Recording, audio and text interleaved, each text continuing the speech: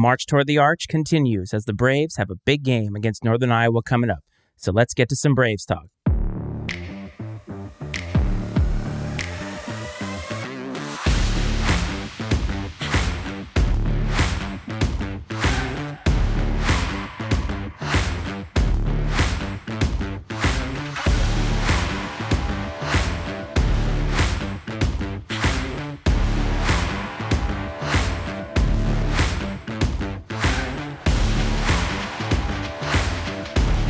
Fans, it's time now to meet the starters for this evening's game. What's up, everybody?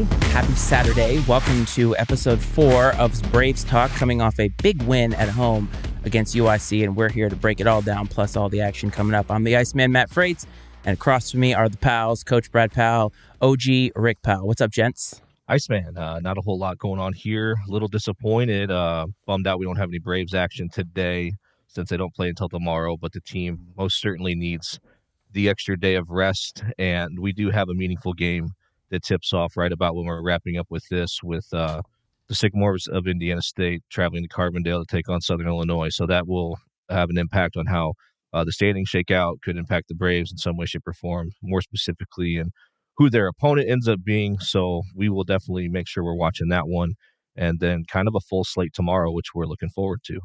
How's it going, Rick? Hey, it's going. Another dynamite take by the OG. Off to a hot start here today, fellas. And that's what we always bring here to Braves Talk. So let's get into it.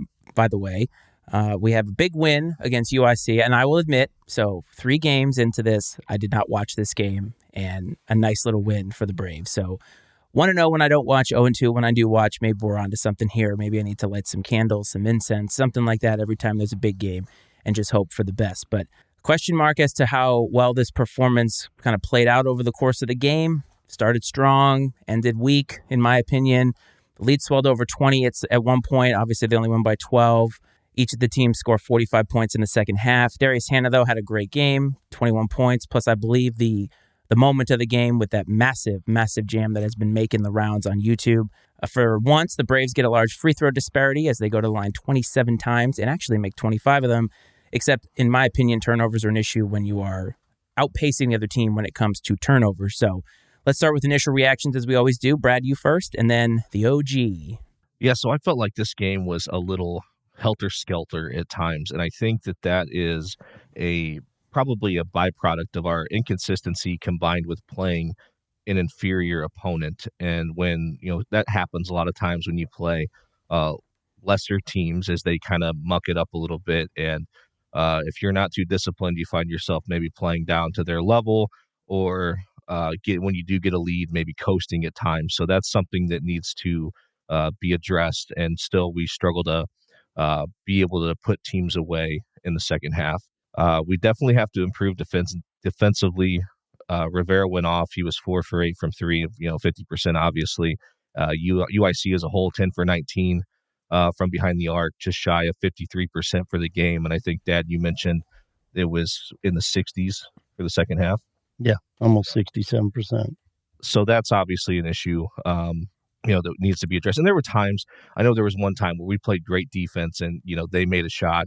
And I can't recall if it specifically was a 3, but they made a shot like as the shot clock was expiring. It's like, we played 29 and a half seconds of fantastic defense. And like we've talked about before, it just seems like that sort of thing happens to Bradley more often than most. And, moving on to the Braves, the big 4 for the Braves, all in double figures, led by Hannah's career high 21 points, as you mentioned at the top. One concerning point was the 454 point in the second half was our last made field goal, and that was a layup by Hannah. And from that point on, we went 5 for 6 from the line, and that was it for the rest of the way, which it's tough to, again, putting teams away in the second half. It seems to be something we're struggling with right now. Neither team was good in transition. There were only 4 fast break points both ways, which I found to be interesting. I think that I like how I feel like we're playing aggressively at times, especially when we try to get out and run a little bit. It's fun to watch. We're just making too many mistakes and creating too many turnovers with 19 on Wednesday, as you mentioned. A positive, the Braves did win the rebounding battle 37-27, which is good, but again, doesn't overshadow the turnovers, which need to be addressed. And I think, again, byproduct of just sort of our overall inconsistency and playing a lesser opponent, as I had mentioned. What about you, Rick? Heck, I think Brett just covered it all. I'm saying, okay, my turn. No, he is. I mean, yeah, the defensive side. I think first half was pretty good. I mean, had some defensive lapses. Coach Worrell spoke in the post game show once he finally got there, since they had a team meeting after that game. But he did mention, the finer details in playing defense, and Rivera. It was well known. Don't let him go to his right. We let him go to his right pretty much at will that second half, and he lit it up. So, but with that, the turnovers, second half, it was a tale of two halves basically. We did have to, for the first half, we had to come up with a little run of our own right there at the end of the half to get that 12-point lead.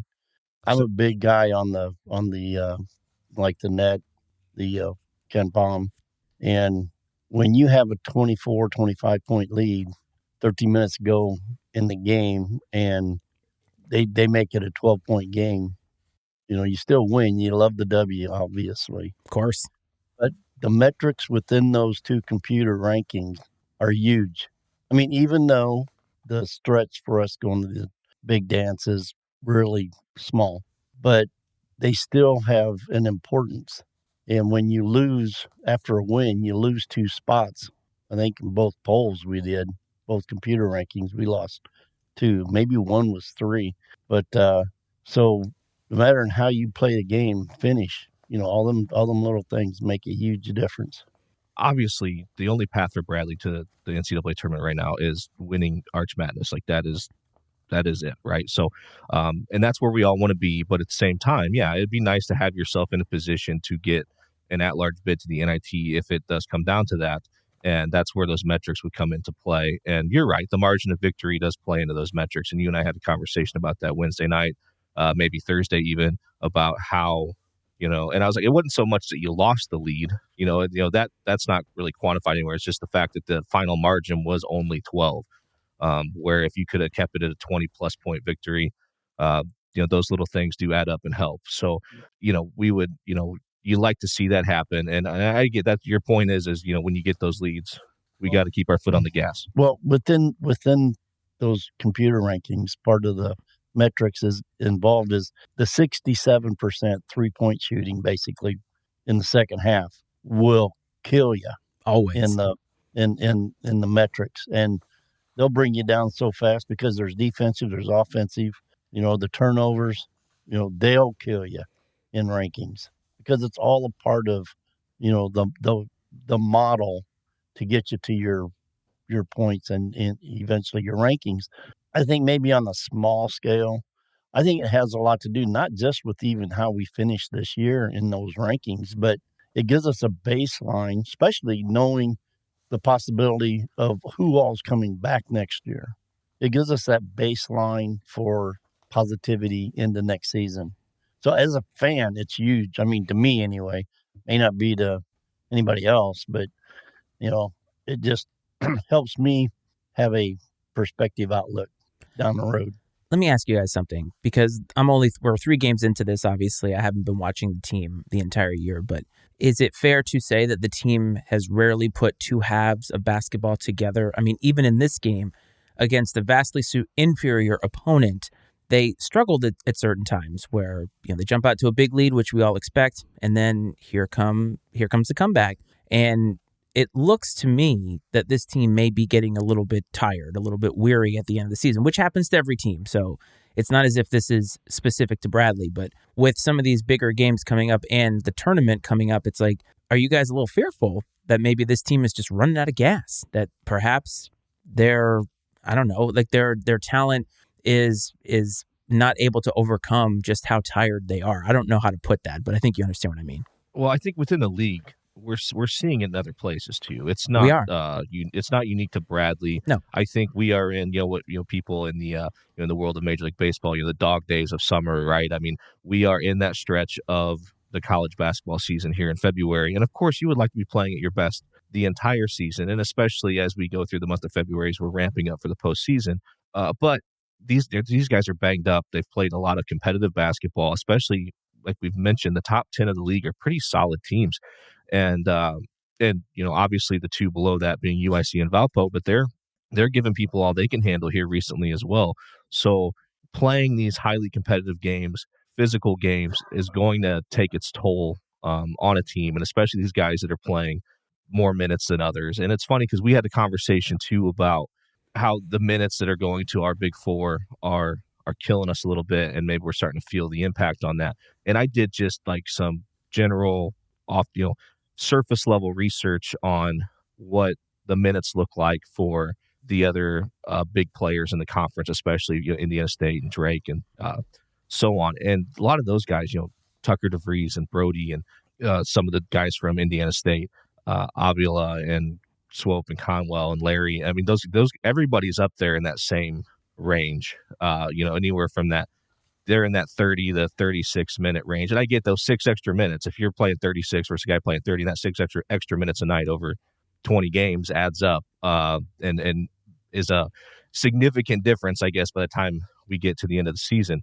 But Bradley's not the only team that's battling this right now in the league. And so this is where things like muscle memory, fundamentals, and mental toughness, I think, really come into play. And I feel good about Bradley in that sense, because I think those are points of emphasis from Coach Wardle to the team are sort of these, mental toughness and focus, the things that can help keep you on track when everything else kind of starts going to hell a little bit. And I think that might be why they had such a long meeting after the game, and he was late getting to radio in the post game, because it was one of those, what I can assume was hey, we're going to lock the door and no one's leaving until we figure this out.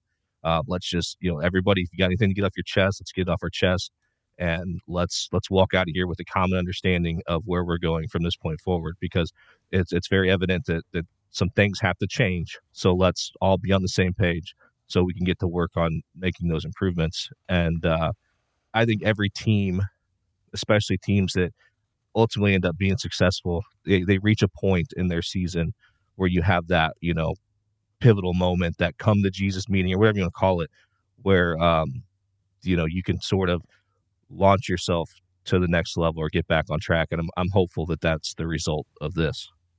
Yeah, I still do. I think Bradley is one of the stronger, or God, how do I even say that? The better endurance team, battle tested. Because I think our off season program, had always been very strong. Where I never used to be concerned about where our guys' fatigue was as a team in February. This year is a little bit different, but I also, we lost two important players in guards, which I think has played a very large part in the weariness in the appearance of our legs.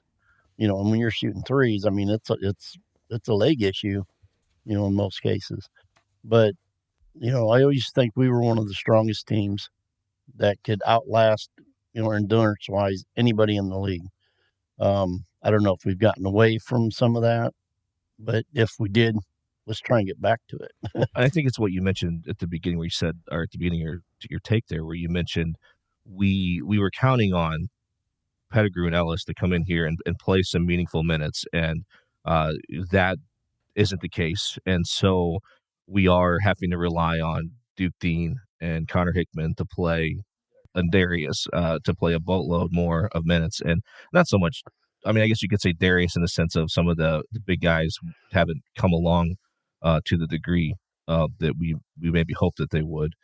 But and that's just it. When we talk about the bench, and you and I had this conversation on the way home, and I said, because I said, yes, like the bench, like playing the bench, right? We had a conversation about trusting the bench, playing the bench.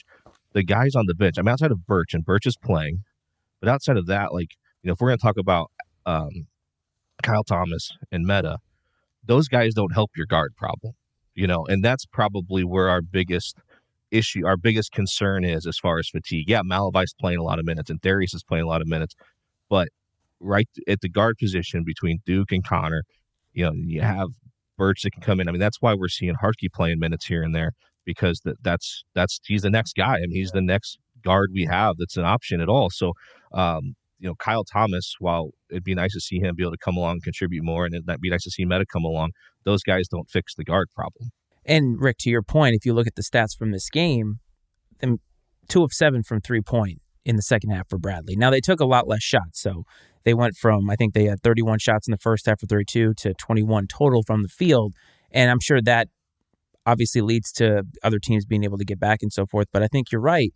This team has relied on consistent 3-point shooting, and when they don't shoot consistently from 3, I think that is a good sign that maybe this team is getting tired. But I asked this only to hypothesize about the future, not necessarily that they're in trouble and the only team in trouble in the conference. Yeah, well, we shot, what was it, 11 field goals less the second half. Why? Look at the turnovers. Yeah. I think we only had 8 or 9 in the first half. But when you're turning it over 10 times, 11 times, number of field goal opportunities are going down. Yes. So, and turnovers are so frustrating because it's like, how do you coach that out, right? Like in football, if you're throwing interceptions, you can kind of go to a quarterback and say, all right, are you going through your reads? Are you seeing the defense or whatever? But in basketball, sometimes it's just sloppiness. You know what I mean? Like that's where some of the turnovers come from. Not all the time, but sometimes it is. And it's like, can you coach that out? It's frustrating as a fan. It is. And I think, and basketball is so fluid, right? It's really hard sometimes to, it's not always so black and white as it may be sometimes in football when it comes to reads and things, which I think makes it a little more complex as well. A couple things I think need to be mentioned is, one, Christian Davis gave us a ton off the bench on Wednesday, which was huge. And, he came off what's that, Dan? That was his best game in 2 or 3 anyway. Yeah, 27 minutes. And he had 9 points, which is good, and he played pretty good defense. And so I think that's a huge thing moving forward if we can continue to get that out of him. And then another person I've thought about that we haven't talked a lot about, and we've mentioned his name more in this podcast than we have all year, is Darius Hannah. He has been so solid and consistent and good for this team throughout the season. And I think maybe that's why we haven't talked about him as much, is because he hasn't been up and down and up and down. Like it hasn't been as noticeable, I guess, just because he's so damn reliable and consistent. And it's almost like, I find like maybe we're taking it for granted a little bit, which we shouldn't, because it's so important and impactful. And looking at the bench, right? Atlason plays 18 minutes, 2 points, takes 2 field goals. Meta plays 4 minutes, gets 6 points, right? So it's like you want some sort of consistency from these bench guys. But I think we're focusing on the negatives on a win. Like a win is a win. And I think we need to look forward. And I think we need to mention here as well that probably the biggest result from the Valley this week was Indiana State going down to Illinois State. And that sent reverberations through Twitter as far as my Twitter feed was concerned. And I think that it puts a spotlight on the league. It certainly brings Indiana State back toward Drake and kind of gives a little bit of hope that maybe Indiana State isn't this juggernaut. But I know you guys disagree on this, and I think I might disagree with Rick on this, but I kind of think now that after that loss, it's tough to see this conference getting an at-large and then a bid steal. That's just my opinion. Well, we still got 5 games to play. That's going to determine a lot. And we can learn more here in a couple hours. If Indiana State goes down tonight, then I'm 100%. It's a one-bid league, 100%. The Redbird win, hey, great win for them, but I'm keeping my enthusiasm in check because I'm looking at the bigger picture, as what I've said in previous show is Indiana State's a 6-man rotation.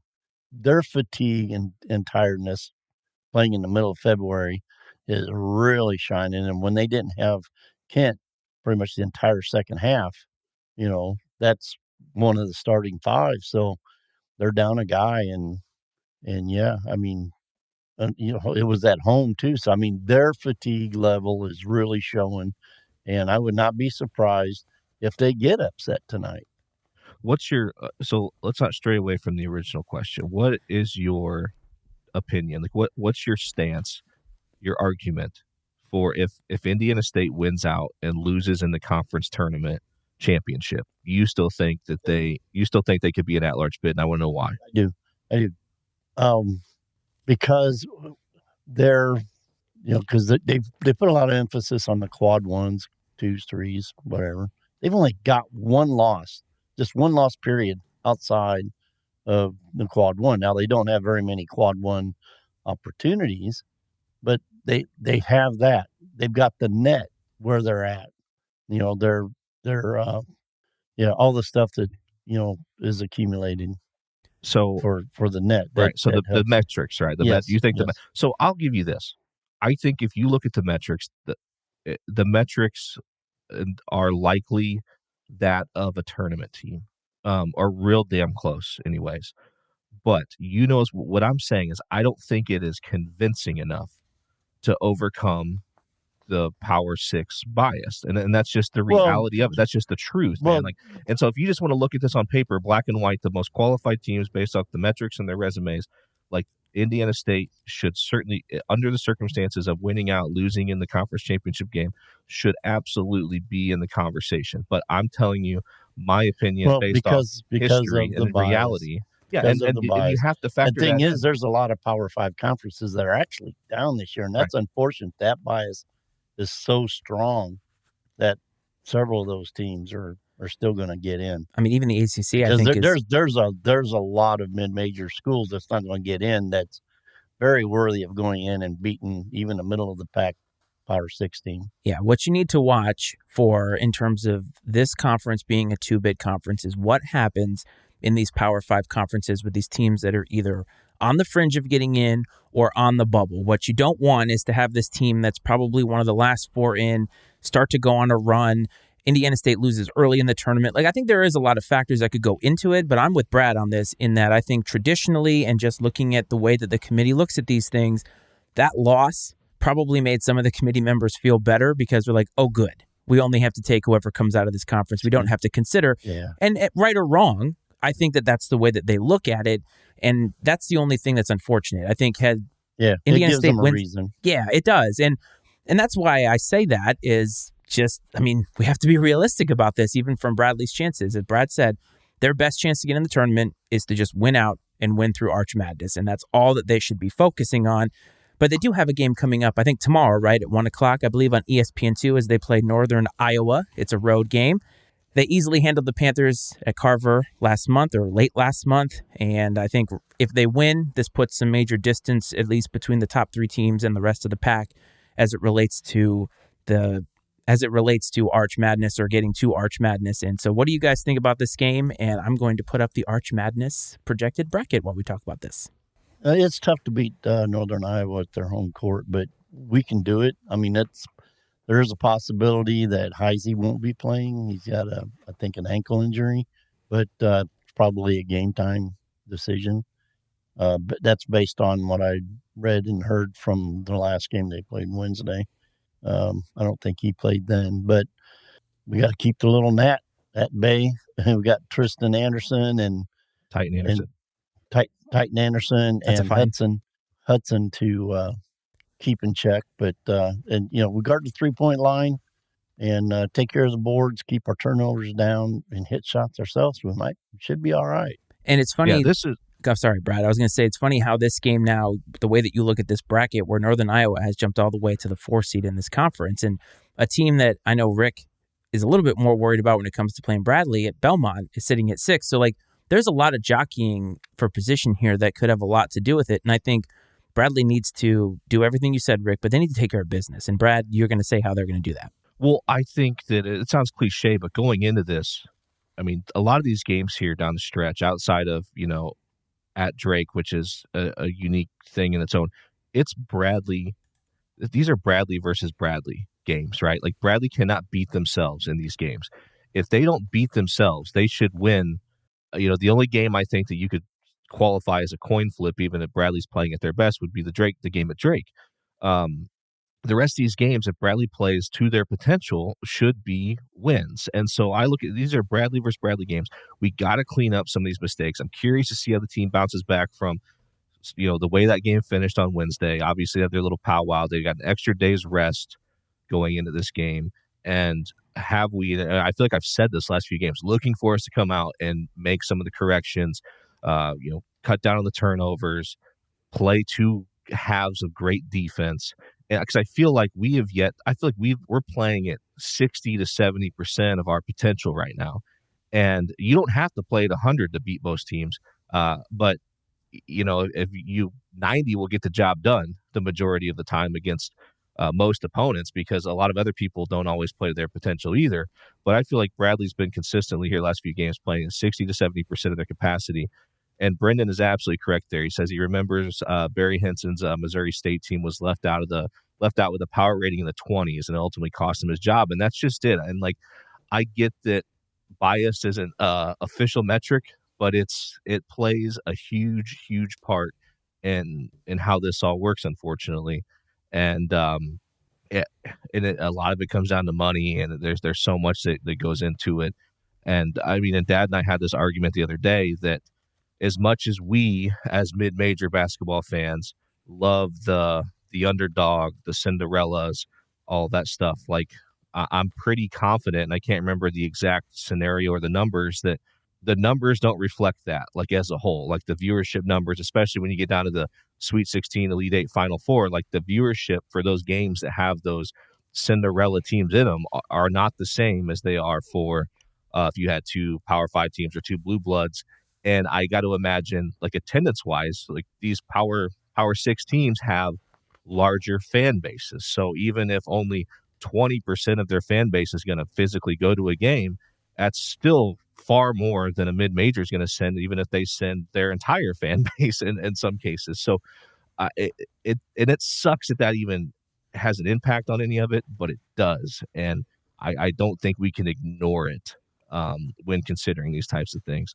And so I think as we move towards the conference tournament, and looking at the bracket as you posted it, I think there's really 2 primary things for Bradley. One is hold the 3 seed. You got to hold the 3 seed, which they would really have to tank for them to fall out of the 3 seed.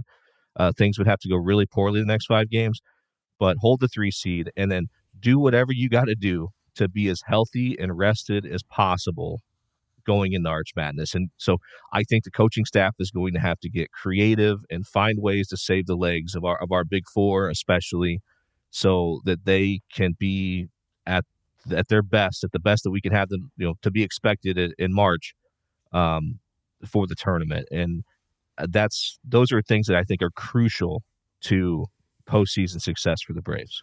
Rick, I got a question for you. And this is projecting a little bit more into the future, but I think it's worth it here based off what Brad said, is holding the 3 seed. Looking at the standings now, Bradley would have some work to do to get up to the 2 line. And is there an added benefit of going from 3 to 2 outside of who you might play, obviously a lesser seed or whatever? But when they get to that last game of the season, if there's no way that they can move up or down from the 3, is there a scenario where you can see them resting their starters for that last game at Drake? I know that it's a rival, but you want to make sure you're rested going into Arch Madness. Do you see a scenario there? Nope, never. There's never a scenario where we're going to, not unless we go into Drake and we're up 20 plus, and even then, no, we don't have anybody on the bench worthy enough. I should say that. That's so funny. You got to trust your bench. I was actually going to say that. No, we do not have. Hypocrite. No, that's not what I'm saying. Taking me out of context. Oh, yeah. No, because I do have faith in guys, but in even, 15, 20-point lead at Drake 10 minutes ago, you'll leave yourself. You got to bring in starters to play with them. That's always how I always look. If you're going to bring in guys off the bench that don't have a lot of, necessarily a lot of talent, a lot of minutes experience on the court, you got to play them with regulars. So you're not bringing everybody off the bench to go up against Drake's best. I'm sorry. I mean, Drake could also be in the same position where they don't have anything else to gain. They won't either. They won't either. That's just grinding them into the ground right before the most I just don't think tournament. that I know what you mean. Fan bases, I don't think would accept it, either one. And you don't really see that. No. We see it in football. for sure. Sometimes. You definitely see it in football at times, but you don't see that. It's an interesting perspective because, if there's nothing to lose or gain other than just bragging rights, which are worth something in this league for sure. I don't want to understate that. But you think you would try to maybe consider some sort of plan to preserve guys, and maybe it's like, hey, if this thing's out of hand one way or the other at halftime, we do some different things in the second half. But like you said, Dad, if it gets to a 10 or if it's a 15-20 point lead with 10 minutes to go, that lead would evaporate quickly if we brought in 5 guys from the bench against their starters the rest of the way. It's just reality. I mean, we have a hard enough time stopping Brody and DeVries with our starters. So I wouldn't feel great about that. I don't think that's going to happen. Both teams will play that game out in its entirety, in my opinion. Yeah, and we'll worry about that when we get there. If you want to rest players between now and tournament time, you rest them now. You bring in Birch for another 5 minutes more than what he's been getting. You play Christian Davis, but you never have Duke and Hick on the bench at the same time. One of them's got to be out there, to play with Birch, and vice versa. But now's the time to start doing that. Play, draw up some plays more for Allison too, by the way. Well, he's got to show he can start putting the ball in the basket a little more consistently. I mean, we've talked about it a little bit. His offensive game seems to be suffering at the expense of his effort on improving on defense. Getting involved in the offense early in the game. Set something up for him early. Let him get a couple of shots off. Once he sees the ball go in. It's like the one game about 3-4 games back. He come in, he missed the shot, come down, hit it, threw up another one, hit every part of the rim, bounced on through for a 3. And after that, he hit 2 or 3 more, if I'm not mistaken. And that's why they call it the land of 10,000 coaches, folks, because we got them all over the place. There's landmines everywhere. It is the Valley. So, Rick, we're going to tee you up for your segment here. We got a couple of matchups in the Valley that I think are worth mentioning this weekend. Indiana State, as we pointed out, at Southern, and Murray State at Drake. So why don't you give us some of your insight of those games? The Indiana State-Southern game to me is I'm going to be sitting watching it. Obviously, you got to, the pick is you pick Indiana State to win that one, but don't sell Southern short because they can pull it off pretty easily if they want. If they wanted to, but depends on is a rested Indiana State coming? Is Kent available to play? Because there's possibility you may have suffered a concussion and they may not be out of concussion protocol. So that game. What are your thoughts on it? It seems like it's become apparent that Indiana State has struggled against the zone. And Southern is known, and Brian Mullen is known for being a good defensive coach. And so do you think that we may see some different things from them defensively tonight in order to slow down Indiana State? And do you think there is anything to the belief that they struggle against zone defenses? No, they do struggle. We've proved it. Illinois State proved it. Maybe they learned something from us. Doubt it, but who knows? But yeah, Mullen's a smart defensive coach. He'll figure it out. As long as he doesn't stay true to his man-to-man nature. But if he, I think he can. It'll be it's going to be a fun, interesting game to watch. And Murray State and Drake, what do you got there? Oh, what Murray State team's going to show up? Cool. They come out. A lot of times they come out and they'll play like they can beat anybody. But once they start getting down, even if they're up on somebody and someone starts making a run on them, then you'll get 1 or 2 of their better guys start playing me-ball. And when they start playing, they get out of the team concept and they falter. And that's how several of their losses have happened. I sit and watch several of their games, and that's how they lose games. And being a Drake home game.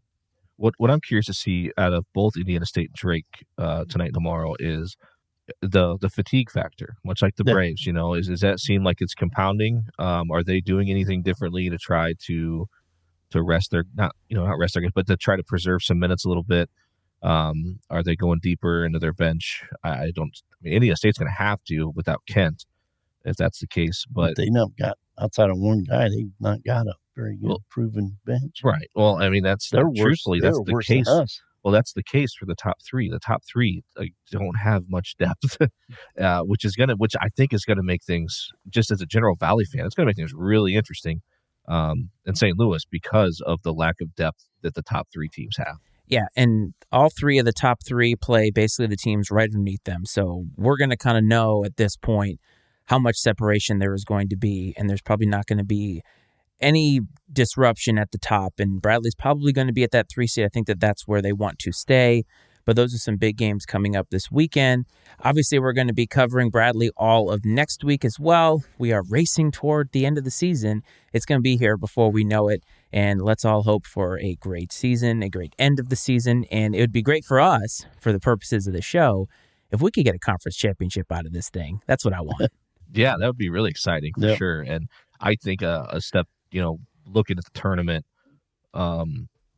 I think what you'd like to see happen from a Bradley perspective is you want to see Belmont and Murray State end up in those 4 and 5 slots, I think, and end up on the top half of the bracket. And it's again, you can't be afraid of anybody, but I just think from a matchup perspective and the capabilities of those teams, you want to see them on the other side of the bracket. Indiana State have to deal with them instead, which, I mean, in that case would likely put a Southern or Northern Iowa against UIC feeding into Bradley, I think, at that point in time, which, again, all of those teams could pose issues for sure, but I feel better about how we match up against those teams than I do against Murray State and Belmont, especially Belmont being back at full strength. And then again, like our expert said, you never know which Murray State team is going to show up. Very true. And the only thing you have to be afraid of in the Valley is Rick Powell walking around Carver Arena looking to slap some ignorant fans in the face. So for everybody who has... Which I would never do, by the way. Absolutely not. We'll only find that out when you're in the police report. So for everybody that has tuned in or has joined us since we started, a big thank you.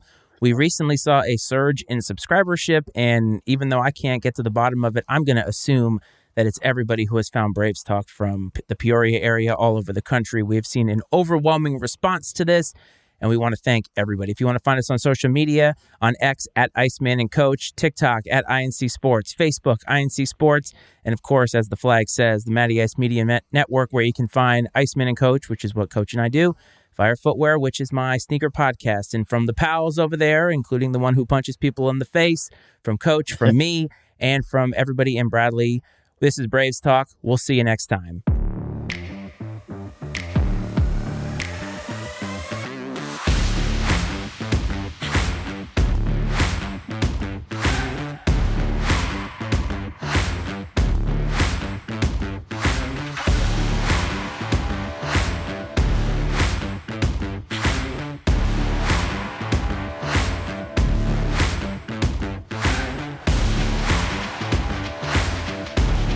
Fans, it's time now to meet the starters for this evening's game.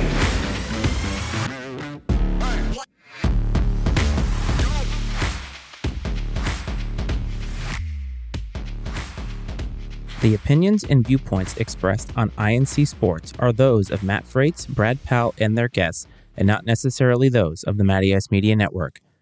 I&C Sports is exclusively owned by Matt Freitz and Brad Powell, and is brought to you by the Matty Ice Media Network.